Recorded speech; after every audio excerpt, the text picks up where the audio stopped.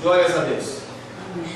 Estamos no último dia de escatologia, um tempo longo em que nós estivemos na presença do Senhor, aprendendo sobre o que irá acontecer nos fins dos tempos, como você deve se posicionar, como você deve imaginar, como você deve pensar as coisas do porvir.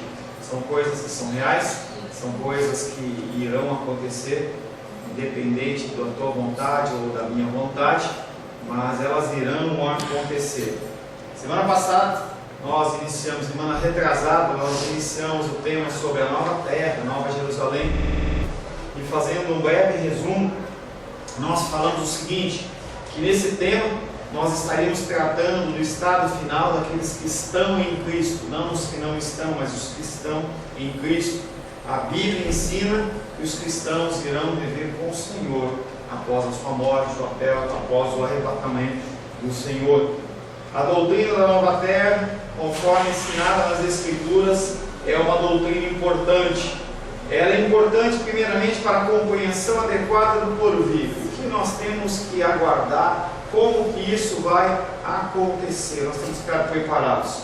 A ilustração que eu tenho para você é: num quarto escuro há um assassino com uma foice e ele vai te matar. Você quer saber se ele está lá ou você quer entrar no quarto escuro sem saber?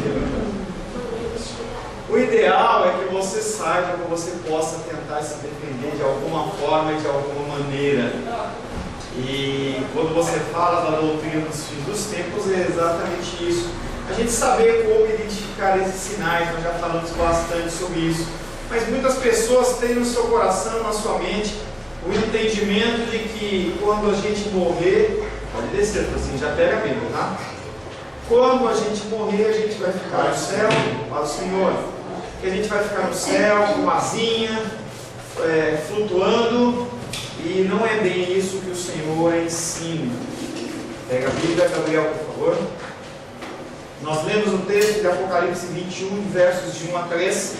Vi novo céu, nova terra, pois o primeiro céu e a primeira terra passaram, e o mar já não existe. Vi também a cidade santa, a nova Jerusalém, que descia do céu da parte de Deus, ataviada como noiva, adornada para o seu esposo. Então ouvi grande voz do trono dizendo: eis o tabernáculo de Deus com os homens, Deus habitará com eles, e eles serão povos de Deus. Esse versículo ele vai ser mais detalhado, mais no final da lição. Também falamos que nesse novo céu e nova terra não será mais ouvido o som de choro, não vai haver mais tristeza. Os dias dos filhos de Deus serão semelhantes ao de uma árvore. Nós falamos sobre essa longevidade. Falamos também que naquele tempo a terra, o lobo e o cordeiro, eles se alimentarão juntos, e as pessoas elas serão saciadas da sua fome de conhecimento de Deus. Também na semana passada nós falamos que a terra ela foi amaldiçoada por causa do pecado, e essa maldição e todos os outros resultados que a gente vê nos dias de hoje do pecado iriam ser removidos. Não tem como a gente pensar nesses novos céus e nova terra com a terra como está, situação triste, situação caótica, as coisas, clima bagunçado, tem dia que está esse calor infernal, depois outro dia chove, fica frio, e o clima está totalmente descompensado, porque o ser humano ele tem bagunçado as coisas durante na terra. Falamos também que Deus prometeu dar a terra de Canaã para os descendentes de Abraão. Nós lemos versículos que comprovam que nós somos descendentes de Abraão, que nós podemos sim aguardar esses novos céus e nova terra. Essa promessa aparece em Gálatas 3:29 e diz: se sois de Cristo, também sois descendentes de Abraão e herdeiros segundo a promessa. Então essa promessa não é uma coisa que ficou apenas no Antigo Testamento, mas é uma promessa que também é válida para nós. Uma nova Canaã, um novo lugar para que nós, como servos do Senhor, servas do Senhor, nós estaremos habitando com o Senhor num contexto diferente do que nos dias de hoje. Essa promessa é para mim e essa promessa é para você. E aí nós, quase que finalizando a aula da semana passada, nós perguntamos a nós mesmos: essa terra, ela vai ser destruída, ela vai ser aniquilada e vai ser criado algo novo, ou simplesmente ela vai ser consertada? E nós citamos alguns versículos, entre eles Mateus 24:19, que diz que iria o sol escurecer, o sol não daria a sua luz, que as estrelas iriam cair. Mas nós chegamos em alguns pontos, finalizando a aula de ontem, que o termo grego, quando se fala assim, em destruição e aniquilamento, ele não tem esse sentido que a gente vê na nossa Bíblia, na língua portuguesa. Como o texto foi escrito em grego, você tem que entender em grego qual é o sentido da palavra. E aquele sentido não é de destruição e fazer um novo, em pegar o trator, passar em cima da construção, jogar os tijolinhos tudo no chão, junta, coloca na caçamba e vai erguer um novo. Não, é de uma reforma, é de um conserto, de algo novo. Nós aqui na nossa igreja estamos passando por isso. Eu já vi que não resolveu, porque o teto está úmido, então eu já vi que eles vão ter que mexer de novo. Mas pelo menos a coluna ela está inteira. E a gente sabe que reforma dá trabalho. Reforma dá trabalho. Também falamos na semana passada que Romanos 8, 19 e 22, ele cita que a criação ele está numa ardente expectativa da revelação dos filhos de Deus, pois a criação está sujeita à vaidade, não voluntariamente, mas por causa daquele que a sujeitou, na esperança de que a própria criação será redimida do cativeiro da corrupção para a liberdade da glória dos filhos de Deus. Porque sabemos que toda a criação, a um só tempo, geme e suporta angústias até agora. A criação, todas as árvorezinhos, os passarinhos, os peixinhos, todos os animais, todas as coisas que foram criadas, elas foram criadas com um propósito. E da mesma maneira que nós, como filhos de Deus, fomos criados com um propósito, nós todos fomos criados para a glória, a honra e louvor do Senhor. Como é que o passarinho, ele louva o Senhor? Ele louva o Senhor com o seu cântico, com a sua beleza. As árvores também. Mas a natureza, ela tem sido impactada pelo ser humano, pela ação do ser humano. A gente vê a destruição, a gente vê o clima, as terras, você vê as queimadas, tem as queimadas que são queimadas geradas até pelo próprio clima, mas tem seres humanos também que vão lá e jogam a bituca de cigarro, então que queima apenas porque ele está com preguiça de cortar aqueles pés de milho que ele plantou lá e ele vai querer plantar soja ali em cima, então ele toca fogo, que é muito mais fácil, mas ele contamina o ar, ele acaba com os minerais da terra, mas ele não está preocupado com isso, ele quer ver hoje, o local, o momento, e isso tem gerado na natureza, tem gerado na criação tristeza, e ela, segundo esse texto, ela está gemendo, aguardando essa restauração, em especial a manifestação dos filhos de Deus. O que nós, como seres humanos, teríamos como fazer? Nós não podemos fazer nada. E aí eu tenho falado que é a introdução do nosso novo tema de estudo, que são os mandatos da criação. A gente tem muito a ser feito dentro do nosso contexto como ser humano. A gente pode sim cuidar da água, pode sim cuidar da árvore, das coisas que estão pelo menos ao nosso alcance, mantendo a limpeza, tentando manter uma conservação pelo menos individual, que é isso que Deus espera. Ele não espera isso de pessoas que não conhecem o Senhor, Ele espera isso dos filhos de Deus. Então essa natureza, ela está aguardando, seria o engano o Senhor colocar um texto desse na Bíblia, se essa natureza estivesse aguardando a redenção dele e não houvesse essa redenção. Aí o Senhor viria, destruiria tudo e faria algo novo. Então isso também leva a entender que a terra ela vai ser restaurada, ela vai ser renovada. Falamos também na semana passada que há uma comparação entre a nova terra e os nossos corpos. Os nossos corpos eles vão ser transformados. O nosso corpo corruptível ele vai passar a ser um corpo incorruptível. Da mesma maneira que nós vamos ser, também a terra, ou vai ser. A essência é a mesma. A terra, o nosso ser, todos nós somos feitos de uma mesma matéria-prima. A nossa diferença, nós vamos falar um pouco sobre isso nos mandatos da criação. A diferença é que nós somos feitos à imagem e criação de Deus. Nenhum bichinho tem a imagem e criação de Deus, a imagem e semelhança de Deus. Os bichinhos eles foram criados pelo Senhor, os peixinhos, todos os seres, as aves, mas eles não têm imagem e semelhança de Deus. Nós temos. Essa é a diferença. Tá? Quer falar alguma coisa, meu querido? Não? E se Deus quisesse aniquilar o presente cosmos, toda essa estrutura toda que Ele criou, seria como que uma declaração de vitória de Satanás. Satanás, ele batalhou e ele conseguiu destruir o que Deus criou. Então Deus, ele não vai dar esse gostinho do capeta, entendeu? Ele vai jogar ele lá no lago de fogo e enxofre, vai haver uma restauração de todas as coisas. Amém? Vamos começar agora o último texto que nós iniciamos a leitura. Eu quero convidar você a ver a palavra de Deus em Apocalipse 21. Nós vamos ler do verso 1 ao 4. Nós já lemos no início, mas vamos ler de novo, porque nós vamos dar uma explicada nesse versículo.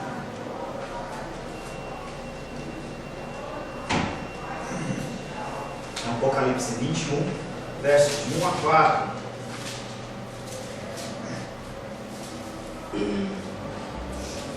O Seba não levou o celular dele, né? Não. Por quê? Não sei. Eu liguei e falei, se eu te ligado pro número do dela.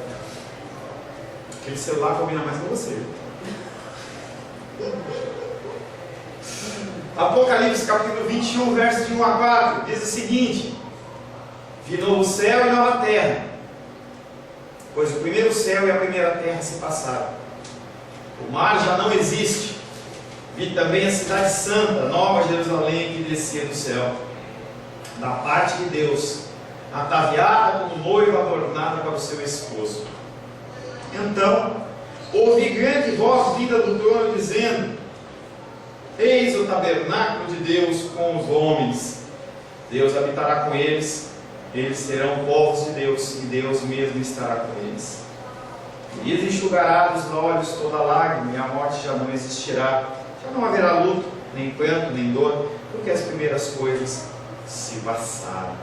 Esse é um texto com a descrição mais impressionante em toda a Bíblia, falando da Nova Jerusalém. Vi novo céu e nova terra. O primeiro céu e a primeira terra se passaram. Esse texto a gente já trabalhou bastante em relação a ele, falando sobre essa transformação que o Senhor vai fazer. A gente não sabe muito bem, fica sempre aquele gostinho na nossa boca de como que vai ser esse presente. O Senhor, ele não coloca a coisa tão escancarada assim, senão a gente olha assim e fala assim, não, ele sempre deixa aquele gostinho de mistério. Então, tem algo, é como se fosse um presente. A gente não vê isso tanto nos adultos, mas que nem ontem a gente teve a reunião de mulheres, e aí a gente também comemorou o aniversário da Carol, o aniversário da Titi, e algumas pessoas levaram, muitas pessoas levaram até mais para mim, fiquei até com inveja. Ela ganhou mais presente que o aniversário, mas também, né? Ela tem 79 anos, eu tenho só 48, então tá. Então eu sei que os presentes chegaram e a Luísa já estava no carro naquela emoção. Eu quero ajudar a Titi a abrir o presente. A criança tem isso, né? Ela vê aquela caixa, aquele pacote, e ela quer abrir aquele negócio. E o Senhor, Ele espera que nós, que temos o nosso comportamento como de uma criança, nós aguardamos ansiosamente essa nova céu e nova terra. Então Ele vai descortinando as coisas aos poucos. Então ele sabe que vai ter um novo céu e uma nova terra. Já falamos que não vai ter destruição, nisso vai haver uma transformação. E aí ele vem e fala: o mar já não existe. Poxa, pastor, é tão legal o mar. Eu quando vou na praia, vou lá em João Pessoa, fico brincando na areia, não vai ter mais mar, mas o mar é tão bonitinho. E como é que fica, pastor? Se, por exemplo, vai ser uma transformação, e os peixinhos, e os golfinhos, e as baleias, e o siri, como é que fica isso? Não vai existir mais? Entenda que Apocalipse, já falei para vocês e volto a falar, a gente tem que começar a ler a Bíblia como ela foi escrita. Quando a gente lê o livro de Josué, quando a gente lê o livro de Atos, são livros históricos. O que está escrito lá é o que realmente aconteceu. Então o livro de Apocalipse, ele não é um livro literal, ele é um livro que foi escrito com o sentido de dar conforto, dar esperança para as igrejas que estavam sendo perseguidas pelo Império Romano. Então quando ele fala que o mar já não existe, ele não está falando que o mar físico não vai existir, ele está falando o seguinte: o mar dentro da cultura grega, dentro da cultura romana e mesmo da cultura hebraica, judaica, ele significa confusão.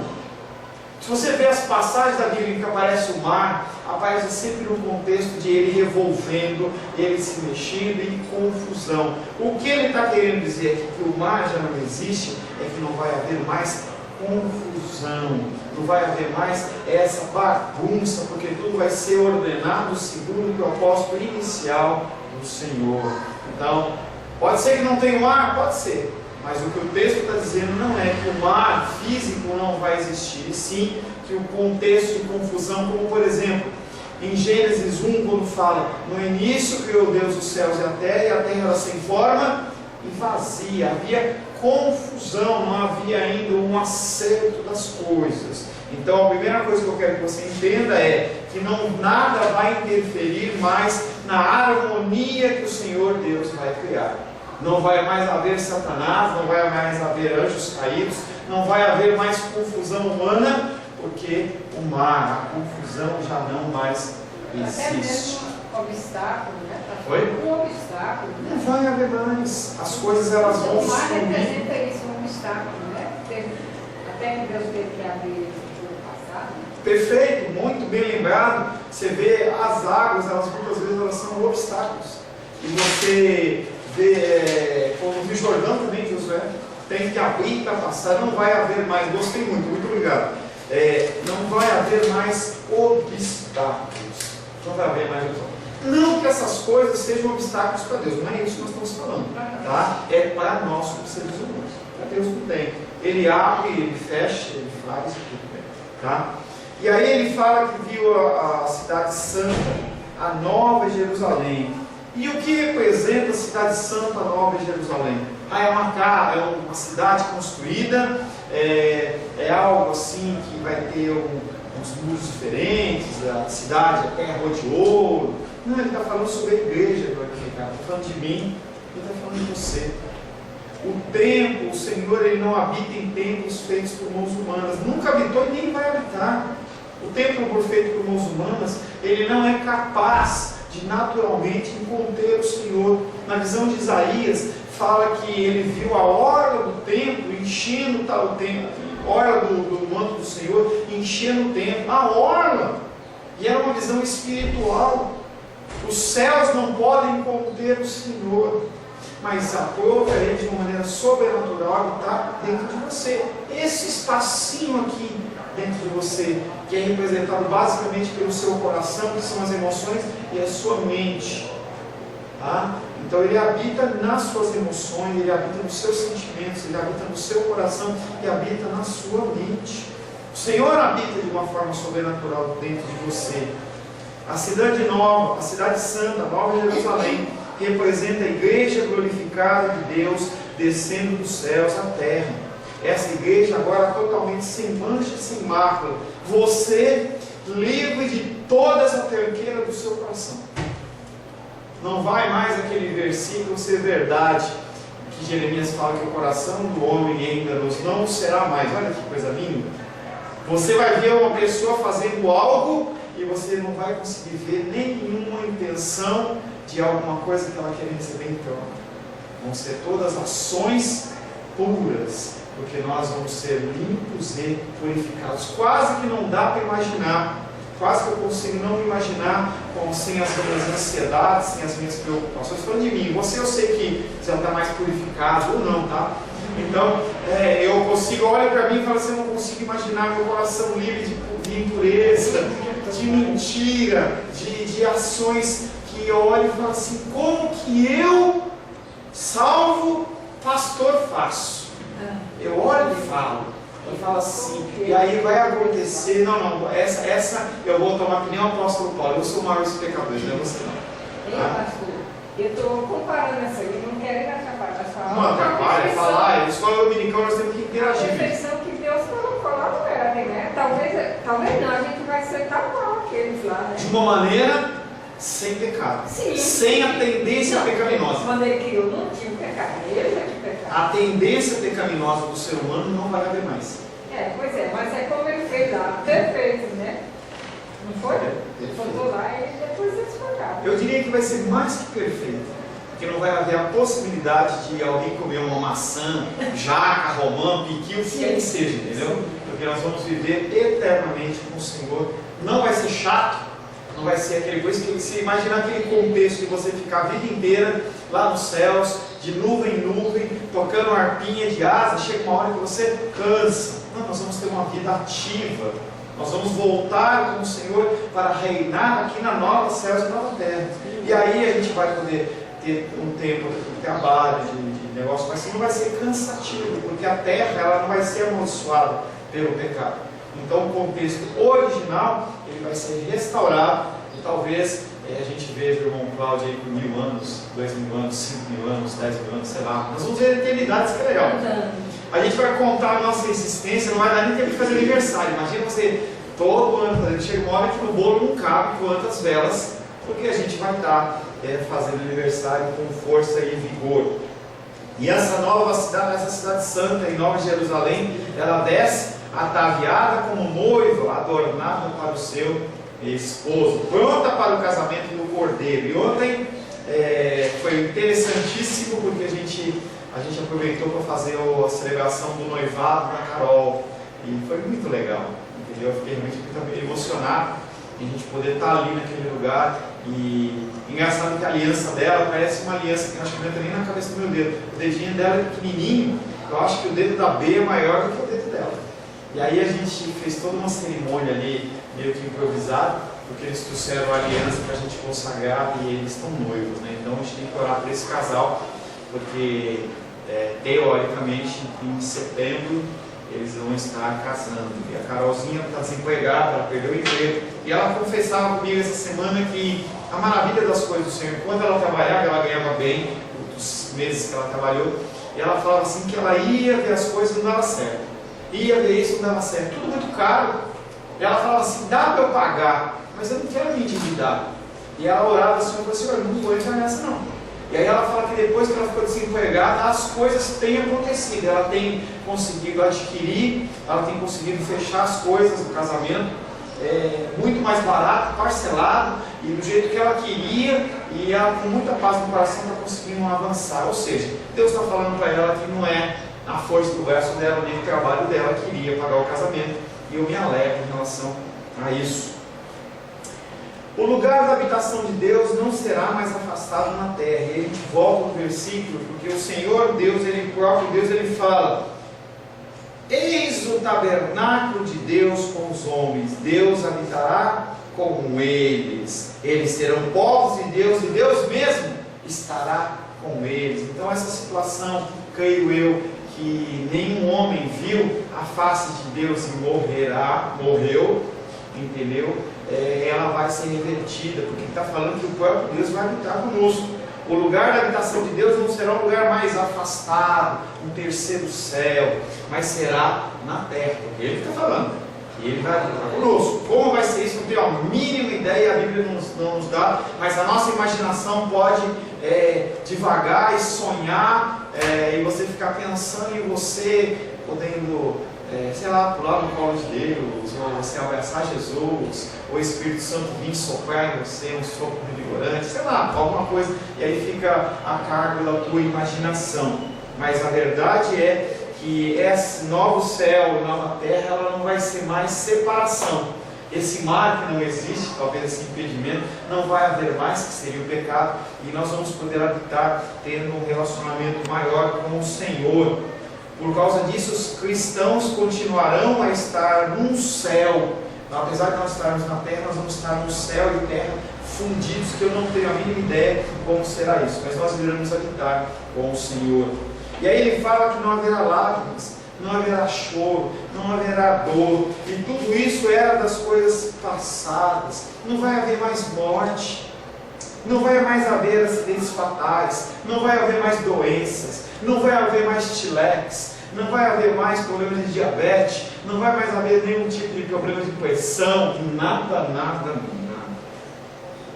Aqui nós recebemos as primícias, lá nós receberemos o melhor do Senhor. Naquela nova terra desfrutaremos de comunhão interna, que que não pode ser mais quebrada com o Senhor. Nós habitaremos com o Senhor eternamente. Os nossos amigos, a quem nós amamos, não vai mais haver esse sentimento de dor e de perda. Quando nós olhamos o restante do capítulo 21, nos primeiros 5 versos, e no capítulo 22, nós encontramos uma descrição maior da cidade santa. Como podemos entender, será o centro da nova terra e dos novos céus. Quando a Nova Jerusalém descer, ela vai ser a capital mundial. Tá? É duvidoso se detalhes como fundamentos e joias, e que você lê o Apocalipse 21 e 22, você vê ele falando sobre ruas de ouro, você vê ele falando sobre portões como de pérolas. É duvidoso se detalhes como esses tipos de fundamentos, as portões de pérolas, ruas de ouro, devem ser tomadas literalmente. Mas o que importa é que essas figuras sugerem que vai ser uma coisa linda e maravilhosa.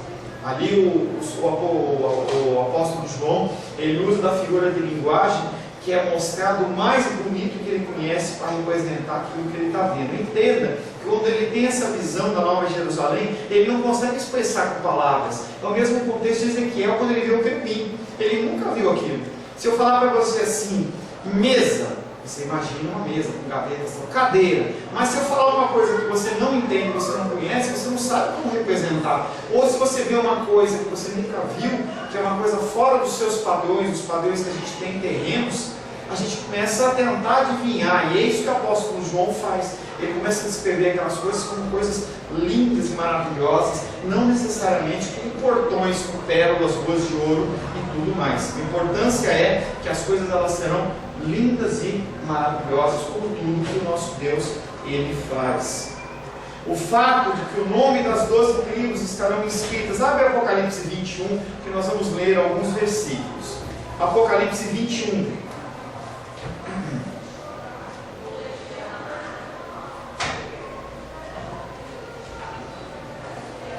Apocalipse 21, 12, quem achar, leia por gentileza. Tinha grande e alta muralha, 12 portas, e junto às portas 12 anjos, e sobre elas nomes escritos, que são o nome das 12 tribos dos filhos de Israel. Ele vem falando que as 12 portas têm o nome das 12 tribos de Israel. Em Apocalipse 21, 14, ele vem falando sobre os fundamentos dessa cidade, com os nomes agora não das 12 tribos, mas dos 12 apóstolos. E aí mostra a interatividade entre a antiga aliança e a nova aliança. Então você vai fundir os dois para formar uma só aliança dentro da Nova Jerusalém. E aí ele fala em Apocalipse 21, 22. Leia por gentileza. Apocalipse 21, 22. Nela vi templo, porque seu templo é o Senhor Deus, Todo-Poderoso e o Cordeiro. Não haverá templo, não haverá igreja. É por isso que a gente não tem que se preocupar hoje, no dia que se chama hoje, a gente gastar milhões e milhões e milhões e milhões em fazer obras, no sentido de fazer coisas opulentas. Sim, a gente tem um lugar e tem um lugar para congregar, como nós temos aqui. Se a nossa igreja fosse uma igreja maior, com 500 membros, 1000 membros, sei lá, a gente precisaria de construir alguma coisa. Mas uma coisa é você construir com um objetivo de glorificar Deus naquele lugar, e outra coisa é criar uma coisa opulenta, no sentido de que as pessoas olhem e falem assim: oh, como essa igreja ela é bonita e como ela é poderosa.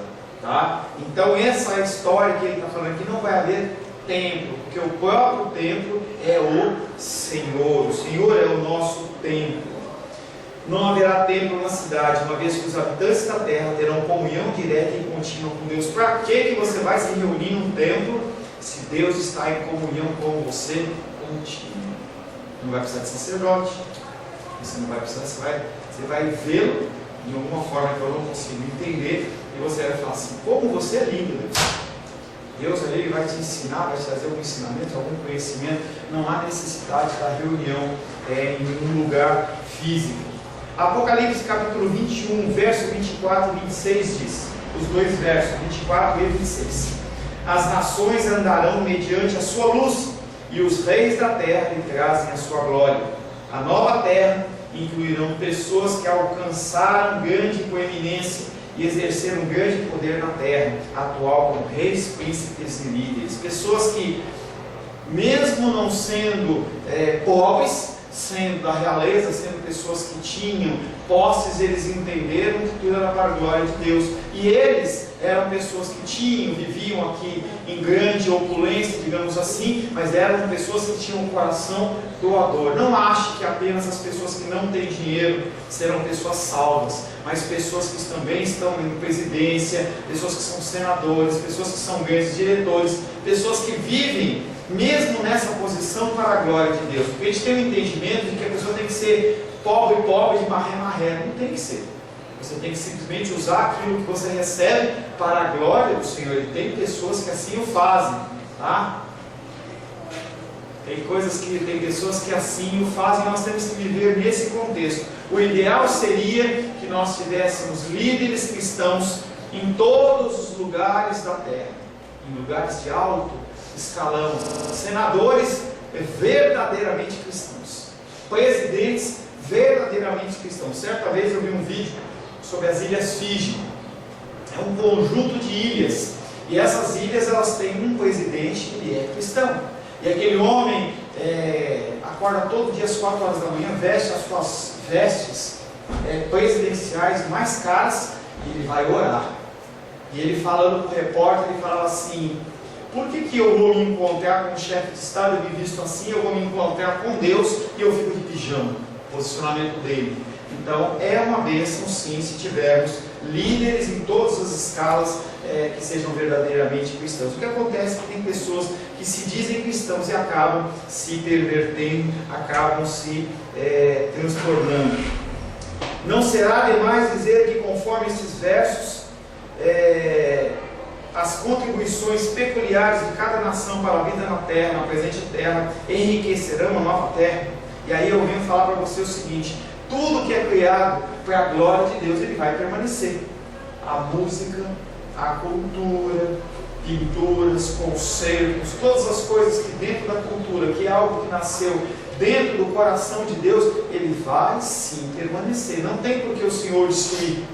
A gente ouve algumas músicas que você fala assim: nossa, que coisa linda e maravilhosa, quadros, pinturas. Algumas pessoas elas vão para um outro extremo e falam assim: não, tudo isso tem que ser eliminado. Não. O ser humano, apesar de ser tendente ao mal, ele é feito à imagem e semelhança de Deus, e muita coisa que ele gerou e ele construiu é bonito, é abençoado e vai ficar.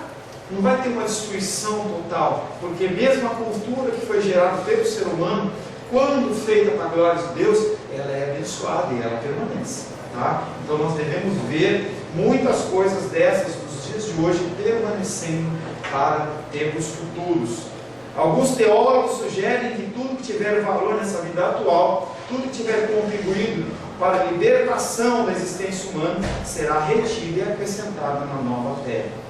Vemos no capítulo 22 que se na nova terra as nações viverão juntas em paz. Abre aí, Apocalipse 22, verso 2. Tem muita gente que vai ser salva, não vai caber isso numa cidade física. Nós vamos ser espalhados por toda a terra que vai ser restaurada, tá? Então vão haver nações e nações ainda. Apocalipse 22, verso 2. No meio da sua praça e de uma e de outra banda do rio estava a árvore da vida, que produz 12 frutos, quando seu fruto, dando seu fruto de mês em mês, e as folhas das árvores são para a saúde das nações. Saúde das nações. Então, pode ser, não sei se vai ser o mesmo nome, vai haver Estados Unidos, Inglaterra, Alemanha, mas povoado por cristãos que vão gerir a terra segundo princípios bíblicos. E aí a maldição, ela vai ter que ser removida da terra. Apocalipse 22, verso 3. Nunca mais haverá qualquer maldição. Nela estará o trono de Deus e dos homens. Essa terra vai ser renovada e restaurada, não vai haver mais maldição sobre a terra. É nos dito que os servos de Deus o adorarão e o servirão. Verso 3. Esse pedacinho só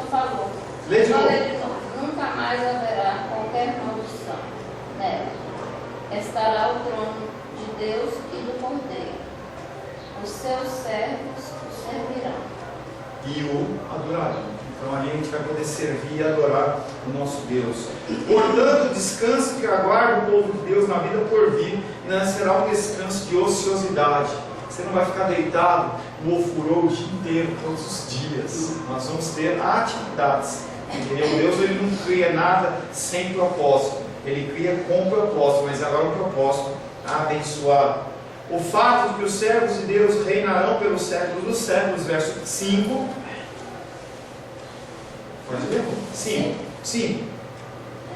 Então já não haverá noite, nem precisam eles de luz de candeia, nem luz do sol, porque o Senhor Deus brilhará sobre eles e reinarão pelos séculos dos séculos. Tá? Nós vamos, como cristãos, como servos, como os resgatados do Senhor, nós vamos reinar pelos séculos dos séculos. E quando você usa esse termo séculos dos séculos, você não está falando que vai ser 100, 200 anos, está falando séculos, você está falando em eternidades, tá? Para sempre. Esse será o reinado na terra pelos cristãos com o corpo ressuscitado. A maior alegria e o maior privilégio de uma vida gloriosa está expresso no Apocalipse 22, 4. Leia, Lindinha, Apocalipse 22, verso 4. Contemplarão a sua face, e a sua fronte está no nome dele. Nós vamos poder ver a Deus. Nós vamos poder ver a Deus. É uma coisa que é impensável a gente poder ver Deus. Como será que é? Como será que não é? Apocalipse 22, 4 diz que nós contemplaremos a face de Deus. E nas nossas frontes, nós como salvos, teremos um nome dele, a propriedade dele. Em resumo, contemplaremos a existência de Deus, teremos perfeito gozo de Deus e perfeito serviço a Deus. Nós vamos viver conforme o propósito inicial, que é vivermos para a glória, honra e louvor do Senhor. A doutrina da nova terra deveria nos dar esperança, coragem e otimismo em tempos de desespero. Nós temos que olhar e entender que, independente da luta e dificuldade que nós estamos passando, há algo no futuro preparado para nós que não é retirado e que nós vamos viver em abundância. É como, vamos imaginar uma pessoa que está naquela corrida e ela vê a linha de chegada. Para nós não há mais esse caminho para sempre. Nós vamos caminhar e nós vamos chegar em algum lugar. Esse lugar que nos é prometido tem que gerar esperança. Quando você acorda com dor, quando você acorda com dificuldade, você está passando uma luta de dificuldade, você olha e fala: eleva os meus olhos para os montes, de onde me virá o socorro? Meu socorro vem do Senhor, que fez os céus e a terra, e Ele nos dá o livramento. Embora o mal seja excessivo nesse mundo, é confortante saber que Cristo conquistou a vitória final. Lá no início, Ele já havia sido determinado no livro de Gênesis, que Ele pisaria a cabeça da serpente. Mesmo que Satanás mordesse o seu calcanhar, o reino de Cristo estava determinado e na qual eu e você estaríamos habitando. Enquanto os ecologistas frequentemente retratam o futuro dessa terra sombrio, em que as geleiras vão derreter, e aí a água dos mares vai subir, vai tampar tudo, as pessoas vão morrer afogadas, ou vai faltar água, ou o ar vai ficar irrespirável.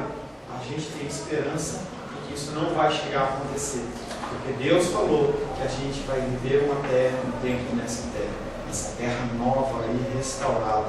E mesmo que venha acontecer, mesmo que a gente venha morrer, o Senhor Ele vai nos resgatar e vai restaurar. O ser humano olha de maneira local, de maneira temporal, e ele vê as coisas se consumindo. Aí, pastor, então não vou fazer nada. Não é isso. Mandatos da criação, nós vamos falar sobre isso. Nós temos a obrigação de cuidar da nossa terra. Os ecologistas frequentemente retratam o futuro nessa terra em termos sombrios. É encorajador saber que um dia Deus preparará uma nova terra gloriosa, mas não haverá mais esse tipo de problema que assolam a humanidade. Isso não implica que nós não temos que fazer nada. Sim, nós temos que fazer. Sim, nós temos que tentar conservar o nosso carro. Ele está reguladinho, ou ele está jogando fumaça, queimando óleo e poluindo a atmosfera. Nós lavamos louça com a torneira aberta. Hoje eu vi no rádio que se você escovar o seu dente, olha para você ficar chocado. Se você abre a torneira para escovar dente e você escova o seu dente com a torneira não totalmente aberta, você gasta 11 litros de água. Imagina, 6 garrafas daquela de 2 litros de Coca-Cola você gasta de água que vai para o lixo, simplesmente porque você não abriu a torneira e fechou enquanto escova dente. 11 litros de água vai embora.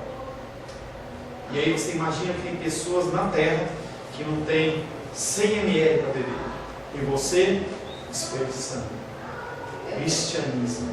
Lá perto de casa, na Rússia, tem uma mulher que todo dia ela lava a porta dela, a casa do lado, o beco, que ela mora já meio próximo do beco, e até a frente das casas, ela lava a rua inteira. Ontem de manhã eu saí com o cachorrinho e eu dei vontade de aumentar, pegar o celular, filmar e botar me sem noção. Isso não é higiene. Isso é falta de respeito com a criação de Deus. As pessoas estão morrendo de sede. E a gente vê lá em São Paulo, agora acho que está começando de novo, mas teve uma crise muito brava lá. E as pessoas, elas olhavam assim: eu lavo a minha calçada, eu que pago a minha alma. Não estou preocupado com isso não. Falta de pensamento cristão. Nós temos que pensar assim. Foi falado anteriormente que tanto haverá continuidade como descontinuidade entre essa era e a próxima, entre a nova terra e a antiga terra. Esse ponto é extremamente importante. Como cidadãos do reino de Deus, nós não podemos simplesmente considerar a terra atual como uma perda total, ou nos alegrar com a deteriorização dela. Nós temos que zelar por ela. Mas o que eu vou fazer? Eu vou lá bater na mulher que está fazendo? Não. Faça a sua parte. Se você tiver a oportunidade, você faz. Mas se você fazer a sua parte, já é o suficiente. É o que Deus espera de você. Temos realmente de estar trabalhando por um mundo melhor agora. Nossos esforços em trazer o reino de Cristo em sua manifestação plena são de importância eterna. Nós temos que manifestar essa glória do Senhor através das nossas vidas agora. Nossa vida institucional, nossa obra missionária, nossa tentativa de desenvolver e promover uma cultura cristã tem valor não apenas para este mundo, mas inclusive para o porvir. Tudo que você criar aqui, volta a falar, tudo que você criar aqui para a glória de Deus, ele permanece, não vai ser destruído. A gente tem uma série de artistas cristãos que fazem coisas lindas e maravilhosas, isso não vai ser destruído. Enquanto vivemos nessa terra, nós nos preparamos para uma vida na nova terra de Deus. Através do nosso serviço real, estão sendo agora reunidos os materiais de construção para aquela nova terra. E a gente volta ao contexto da noiva e do noivo. Nós somos a noiva de Cristo. E a noiva, ela sabe que ela vai casar depois de 1 ano. Mas nem por isso ela para de fazer as coisas naturais dela. Ela continua tendo uma vida, ela vai levando uma atividade extra de lado, que é toda uma programação no casamento, que é o que nós temos que fazer. Nós temos que manter a nossa vida. Nós não somos chamados aí para um monastério e ficar reclusos e ali só ficar orando. Não é isso que nós somos chamados. Somos chamados para ser luz no mundo e sal na terra. Bíblias, elas estão sendo traduzidas, pessoas estão sendo evangelizadas, crentes estão sendo renovados e culturas estão sendo transformadas para a glória e honra e louvor do Senhor. E isso acontece através da minha vida e da sua vida. O Senhor, ele não vai mandar anjos, não foi vontade dele. Os anjos, eles são espíritos ministradores usados para nos servir. E a nossa função é agir em prol da glória do Senhor. Somente a eternidade revelará o significado total do que está sendo feito para Cristo aqui. Hoje nós estamos aqui reunidos em 2, 4, 5, mais as crianças aqui embaixo. Pastor, mas é tão pouca gente. A gente vem na reunião de oração de quarta-feira, 3, 4 pessoas, mas é tão pouca gente. Será que isso tem alguma valia? A gente só vai ver isso na nova céu e nova terra. Em que o Senhor, ele vai realmente mostrar se aquilo teve valor ou se não teve valor. Se foi importante ou se não foi importante. Como que nós podemos saber? Não podemos. É por isso que a gente tem que continuar caminhando, a gente tem que continuar fazendo as coisas do Senhor. No princípio da história, Deus criou os céus e terra. Gênesis 1 fala que Ele criou os céus e terra. No fim da história nós veremos não os antigos céus e terra, mas nós veremos os novos céus e a nova terra, que ultrapassarão em muito o esplendor de tudo que nós temos visto antes. Tudo que nós vemos hoje, quando a gente for ver os novos céus e a nova terra, a gente vai se espantar, porque vai ser feito de uma forma perfeita novamente. No centro da história está o Cordeiro de Deus que foi morto, o primogênito entre os mortos, o governador dos reis da terra. Um dia nós lançaremos perante Ele as nossas coroas, que você vai receber uma coroa de glória, uma coroa de vida, e aí nós vamos poder nos curvar perante o Rei dos Reis e depositar as nossas coroas perante Ele, dizendo: Tu és o único digno de glória, honra e louvor. E um dia nós lançaremos essas coroas e nós vamos poder, sim, amá-lo, adorá-lo, e agora não de uma figura assim que a gente não consegue tocar, que a gente não consegue contemplar, mas que a gente vai poder sim vê-lo com os nossos olhos. Amém? Amém. Feche seus olhos.